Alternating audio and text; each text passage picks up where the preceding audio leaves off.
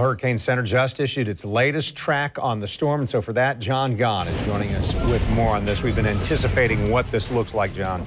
No doubt. And again, Kent, Joy, the big concern is that, you know, these folks update these tracks every 6 hours, and more often than not, they'll go a little left, back to the right, back to the left, back to the right. Hasn't been that way 2 days in a row. It's a little more left, little more left, little more left, and now the track is basically, all intents and purposes, right up the coast.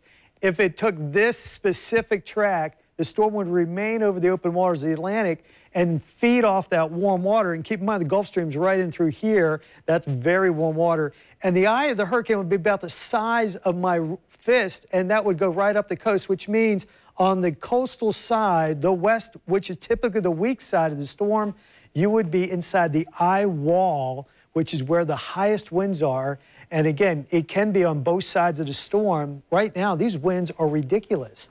This storm is still likely to be a Category 3 with 115-mile-an-hour winds. Maybe they're on the east side of the storm, but on the west side, that means 100-mile-an-hour winds will be running down the beaches if this track holds. Now remember, and we need to say a few prayers here, we want this thing to fade back out to the east, and that could happen in the tracks. But like I said, every single one, except for maybe the one at noon, 11 o'clock, these things have been leaning a little bit closer to the coast, and the forecast models are doing that as well. Small craft advisory in effect along the coast right now. That's because of the nor'easter, gusty winds. Look at the heavy rain still peppering downtown all the way out there towards St. Johns County. This is where the hurricane watch starts. That's the Flagler, Volusia County line. This purple area there means within the next 2 days, that would get you Wednesday night. Thursday night, they'll be under a hurricane warning with the expectation with hurricane force winds in central Florida southward. And you can see why. This is that forecast model that gives us a lead on whether or not the Hurricane Center is going to adjust the track. The model has been shifting a little bit westward all throughout the last about 8 of the last 10-mile runs. It's been a little bit further west, and we've seen that shift with the Hurricane Center's official track, which is that right there. The green area, 55-knot winds or 50-knot winds or greater, which means 55 to 85 to 100-plus miles an hour winds. I mean, it says Category 4, but that'll be right there around the eye. The eye expands as it gets near Daytona, which means it starts to weaken as it gets closer to us. And even though it says a 4 there, it's really be a 3 right around Jacksonville. This would be a very destructive storm for our coast.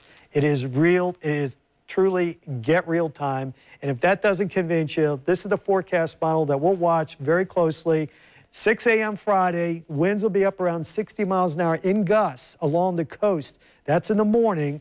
As we head towards the afternoon hours, this model on the weak side of the storm is suggesting winds over 100 miles an hour, and these are in gusts, and that would go right up there towards Brunswick. And look at the time.